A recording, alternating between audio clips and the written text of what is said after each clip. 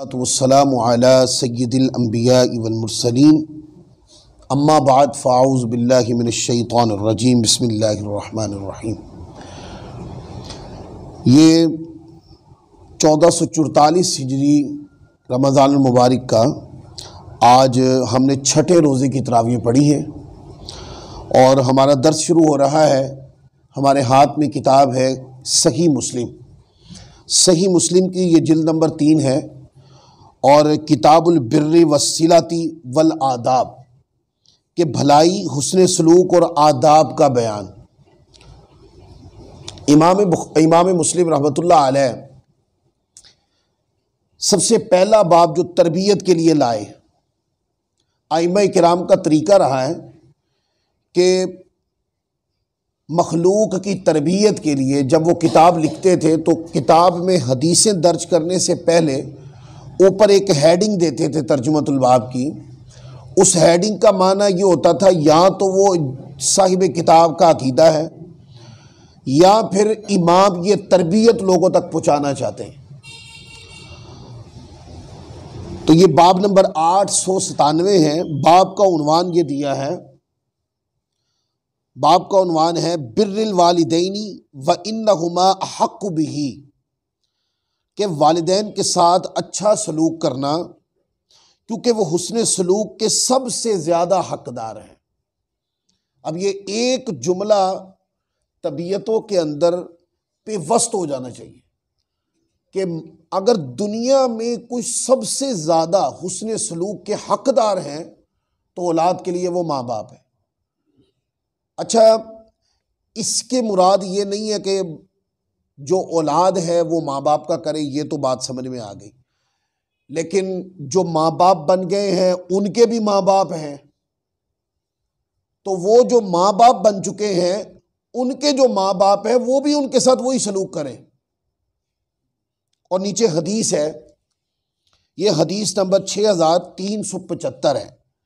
हज़रत अबू हुरैरा रज़ियल्लाहु ताला अन्हु बयान करते हैं, एक शख्स नबी करीम रऊफ़ुर रहीम सल्लल्लाहु अलैहि वसल्लम की खिदमत में हाजिर हुआ और अर्ज़ की, मेरे उम्दा सलूक का लोगों में सबसे ज़्यादा हकदार कौन है? आका ये फरमाए कि मैं सबसे ज़्यादा हुस्न अखलाक, हुस्न सलूक कहाँ से शुरू करूँ, कौन ज़्यादा हकदार है? तो आप सल्लल्लाहु अलैहि वसल्लम ने जवाब दिया, तुम्हारी वालिदा। उसने अर्ज़ की, फिर इनके बाद कौन है? आपने फरमाया, फिर तुम्हारी वालिदा। उसने अर्ज़ की, इनके बाद कौन है? आपने फरमाया, फिर तुम्हारी वालिदा। उसने दरियाफ्त किया, फिर कौन है? आपने फरमाया, फिर तुम्हारे वालिद हैं। अब इस हदीस पाक का मैं मतलब भी बता देता हूँ। इस हदीस पाक का कोई ये मतलब न ले कि वालिदा से, वालिद से बढ़ के उसने सलूक करना चाहिए। वालिदा का जिक्र इस हदीस पाक में 3 बार इसलिए ताकीद आई है कि वालिदा रकीकुल कल्ब होती है। माँ जो होती है वो नरम तबीयत की होती है। माँ जो है वो ज़्यादा हुस्न सलूक की मुस्तहिक होती है। बाप जो होता है वो दुनिया से लड़ लड़ कर पुख्ता हो चुका होता है। लेकिन इसका मतलब ये नहीं है कि माँ से ज़्यादा हुस्न सलूक करो और बाप को उठा के साइड पे फेंक दो। बाप और माँ का दर्जा एक जैसा है। आप देखें ना, औलाद के लिए दुनिया के साथ लड़ कौन रहा है? औलाद के लिए घर में इंतजाम कार मां कर रही है ना, तो दुनिया के साथ कौन लड़ रहा है? बाहर जाके जिल्लत के मुकाम पर लोगों की बातें सुन के, तकलीफें बर्दाश्त करके जो रोजी कमा के घर लेके आता है, उसका नाम क्या है? उसका नाम बाप है। तो मुझे बताओ, घर के इंतजाम कार जो है ये ज्यादा मुश्किल है या बाहर जाके लोगों से जिल्लत के साथ मुश्किल जगहों पे लोगों की बातें सुनकर रोजी कमा के घर लाना? ये मुश्किल है। अमल वो बाप का मुश्किल है। इसलिए अगर माँ के पाँव के नीचे जन्नत का इशारा है तो बाप की शफकत के नीचे भी जन्नत का दरवाजा है। तो ये 2 कैटेगरी जुदा नहीं है। कुछ लोग माँ की ज्यादा बात करते हैं, माँ की ज्यादा बात करनी चाहिए, बाप की भी ज्यादा बात करनी चाहिए। ये तरबियत है इसके अंदर। फिर आगे हदीस है, आका अलैहिस्सलाम ने फिर अगली हदीस में फिर फरमाया, हज़रत अबू हुरैरा रज़ियल्लाहु ताला अन्हु की ये हदीस है, बयान करते हैं, एक शख्स ने अर्ज़ की, या रसूल अल्लाह, मेरे अच्छे सलूक का लोगों में सबसे ज़्यादा हकदार कौन है? आपने फरमाया तुम्हारी वालदा, फिर फरमाया तुम्हारी वालदा, फिर फरमाया तुम्हारी वालदा, फिर फरमाया तुम्हारा वालिद। और जब ये कोटा पूरा हो जाए ना, माँ बाप का कोटा जब पूरा हो जाए, जब माँ बाप की इज्जत, एहतराम, हुस्ने सलूक इतना करो कि माँ बाप कहें बेटे तुमसे राजी हैं, हम तेरे हुस्ने सलूक से हम राजी हैं, जब यहां तक पहुंच जाए बात, फरमाया उसके बाद बाकी चीजें आती हैं। ये बहन भाई भी बाद में आते हैं, चचा ताया भतीजा बाकी रिश्तेदार जितनी भी है सारी रिश्तेदारी, ये सारी बाद में आती है। माँ बाप की इज्जत और अजमत और एहतराम और हुस्ने सलूक का इस्तेहकाक पहले आता है। लिहाजा बाहर तो सखी मशहूर है और माँ बाप को घर में तंग किया हुआ है, बाहर हुस्ने अखलाक के पैकर मशहूर हैं और माँ के साथ बदतमीजी करते, बाप के साथ बदतमीजी करते, लोगों को बाहर बहुत खिलाते हैं और माँ बाप लुकमे के लिए तंग हैं, तो ये तो गिरफ्त हो जाएगी अल्लाह की बारगाह में। फिर आगे देखें, आगे हदीस नंबर 6379 है, 79। हजरत अब्दुल्ला बिन उमर रदियल्लाहु ताला अन्हुमा बयान करते हैं, एक शख्स जिहाद में शिरकत की इजाज़त लेने के लिए नबी करीम रऊफ़ुर रहीम सल्लल्लाहु अलैहि वसल्लम की खिदमत में हाजिर हुआ।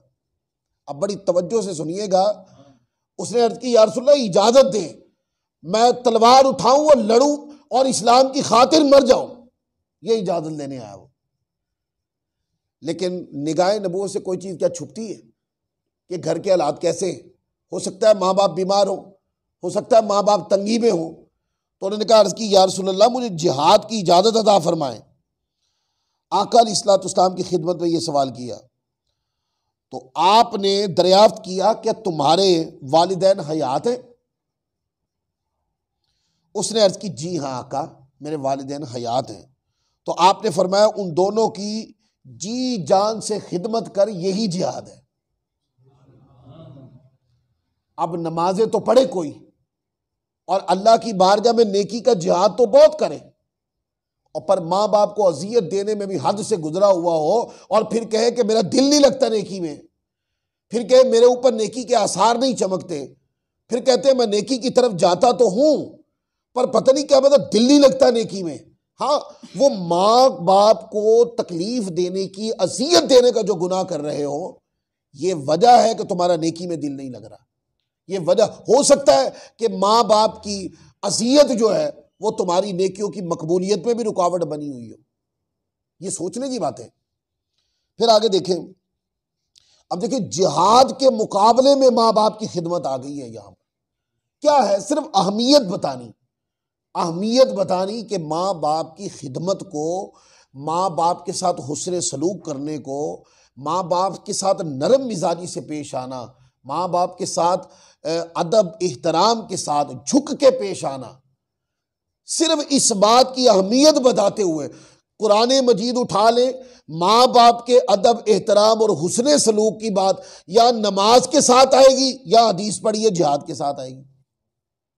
ये जोड़ जोड़ के नमाज के साथ, जिहाद के साथ, ज़कात के साथ, माँ बाप के साथ हुस्ने सलूक की बात का आना, ये क्या बता रहा है? ये बता रहा है लोगों जैसे नमाज को, जिहाद को, इबादत को हल्का नहीं लेते, इसी तरह माँ बाप के इज्जत एहतराम और हुस्ने सलूक को हल्का नहीं ले सकते। फिर आगे देखें, हदीस नंबर 6382 है।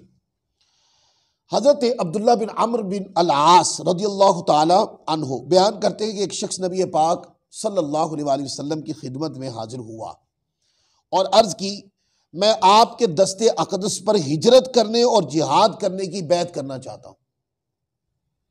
हिजरत करने और जिहाद करने की अर्ज की आका, यानी जहाँ आप फरमाएंगे हुजूर मैं वहाँ जाऊँगा और मैं इस्लाम की खातिर लड़ूंगा। और आका मैं बैत करने आया हूँ। क्या करने आया हूँ? बैत। अब ये नस्से हदीस से एक बात साबित कर दूं कि नेकी के काम में बैत लेना, बैत बरकत जिसको कहते हैं, समझ आ गई? ये जो औलिया अल्लाह का तरीका, ये हदीस से साबित है। वो नेकी में बैत करने आया कि हुजूर मैं बैत करने आया हूँ। और बैत के लिए हाथों में हाथ देना शर्त नहीं है। ये कभी भी किसी भी इमाम तसव्वुफ ने कभी भी अपनी किताब में नहीं लिखा। हाथ में हाथ देना यह बाइसे बरकत है, पर यह बैत के लिए शर्त नहीं है। तो हदीस पाक के अंदर उन्होंने अर्ज की, हुजूर मैं जिहाद पर और हिजरत पर बैत करने आया हूं, तो मेरा मकसद अल्लाह ताला की तरफ से मिलने वाले अजर का हुसूल है। अब और बात खुल गई, मैं अल्लाह ताला की बारगाह से कसीर अजर की ख्वाहिश लेके आया हूं। आका अलैहिस्सलाम ने दरियाफ्त की, अल्लाह अकबर।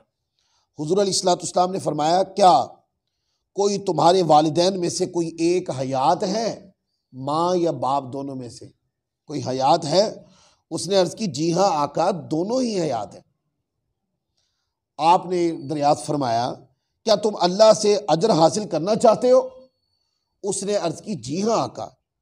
आपने फरमाया, तुम अपने वालिदैन के पास जाओ और उनकी खिदमत करो। यही जिहाद है, यही हिजरत है, यही सवाब है, यही कामिल सवाब है। और फरमाया, इसी में मेरी खुशी है।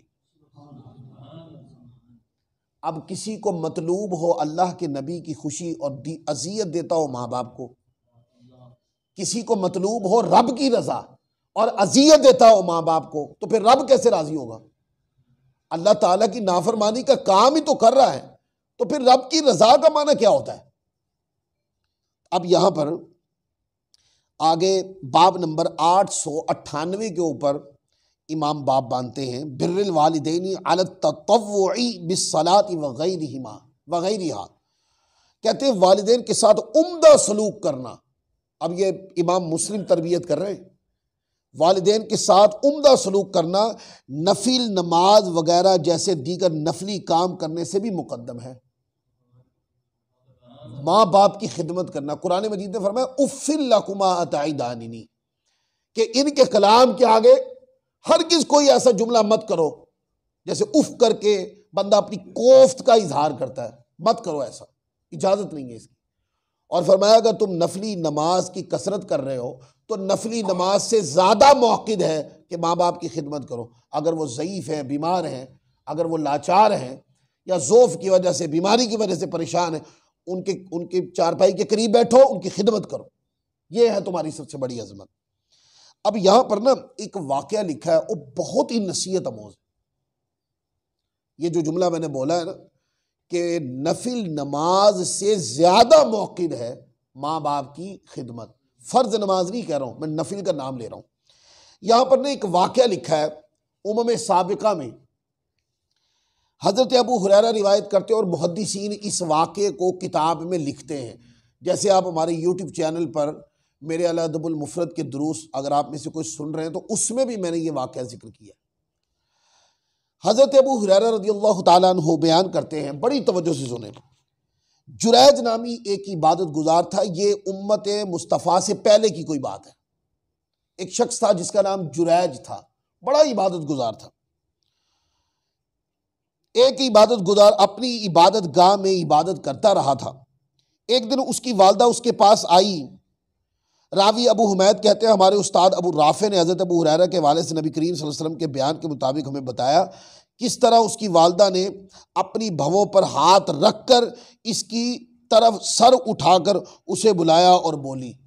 यानी कि माँ इतनी ज़ईफ़ हो गई थी कि जो भवें हैं उसकी बढ़ गई थी।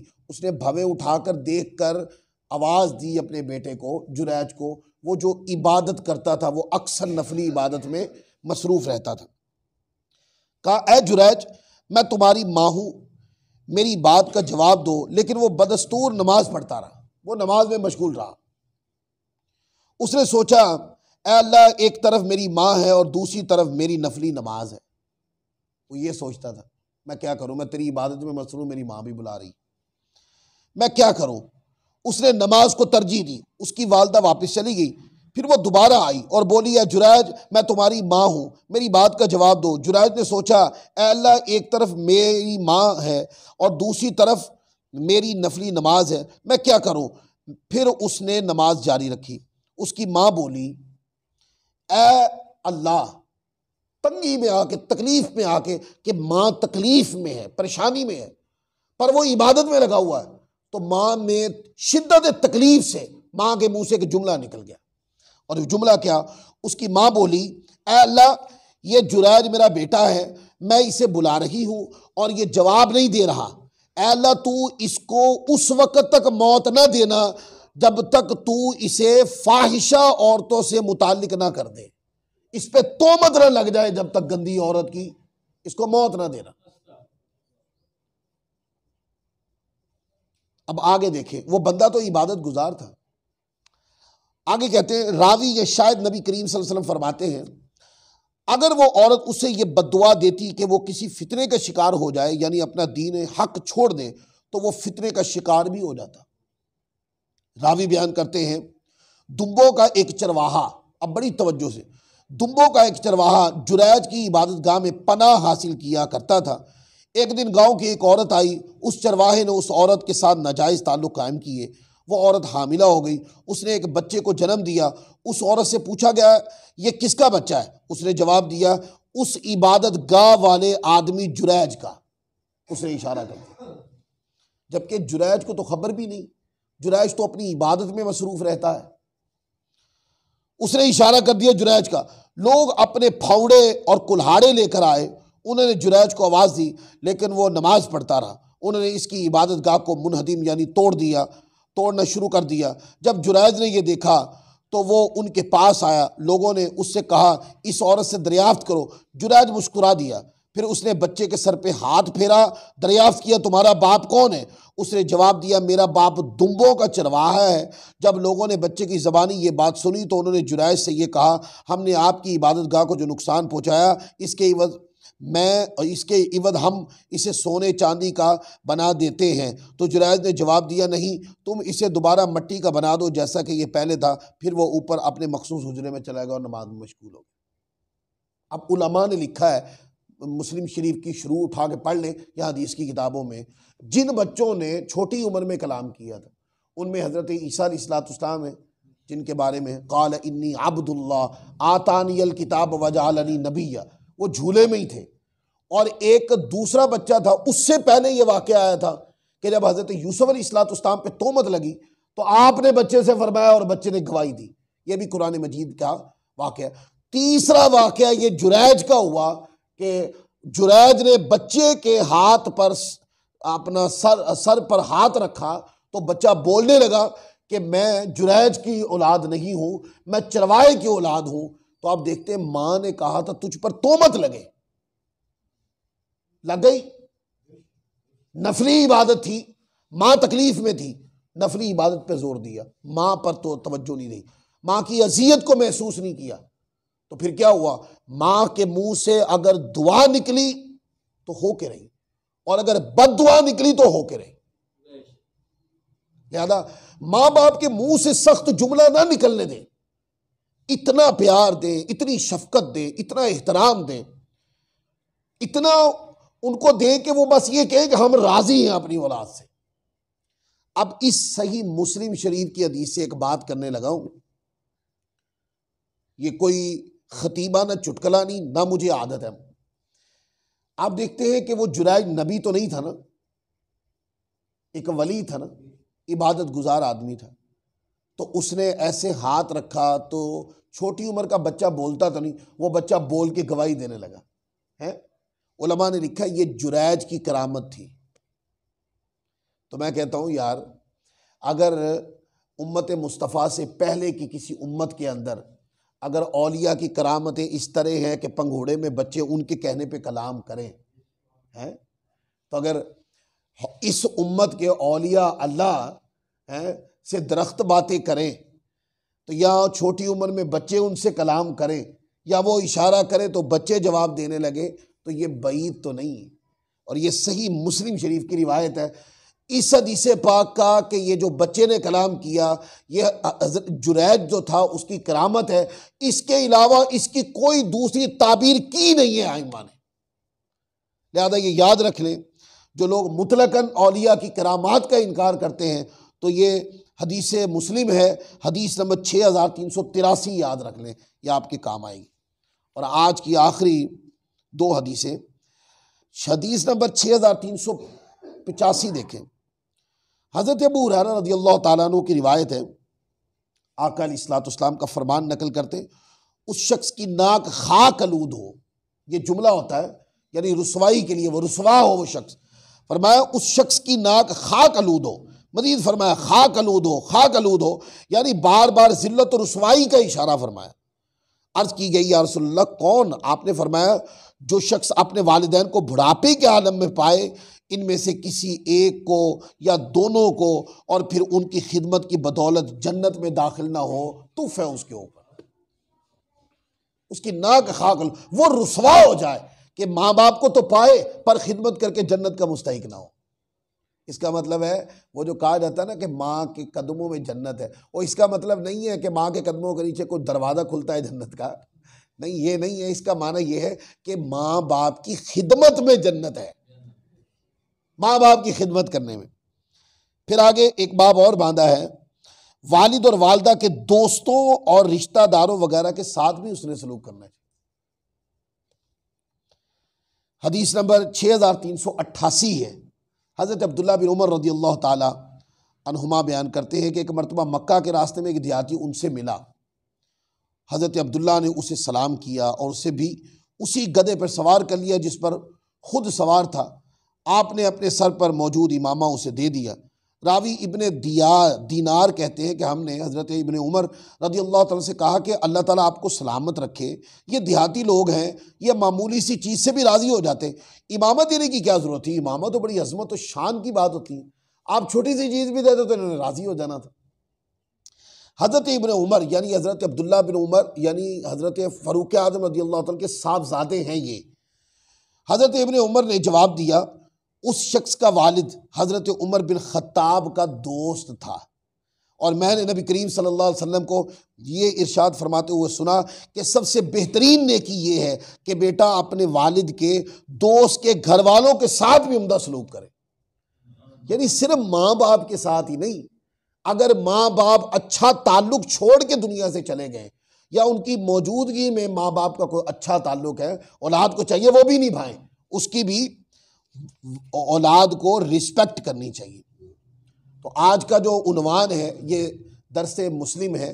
आज का उन्वान वालिदैन के साथ भलाई करना, हुस्न सलूक करना, और ख़ास वो मुकाम कि जब वो बुढ़ापे में पहुंच जाए तो अब कोई गुंजाइश नहीं है कि उनकी खिदमत से पीछे हटा जाए, इजाज़त नहीं देता इस्लाम उसकी। सबसे बड़ी नेकी फ़र्ज नमाज के बाद नफली नमाज से भी ज़्यादा मौक़िद है कि माँ बाप के साथ उसने सलूक किया जाए। आज का दर्स इसी मुकाम पे ख़त्म करते हैं, कल फिर इंशाअल्लाह नए उन्वान के साथ दर्स देंगे। अल्लाह ताला हम सबको अमल की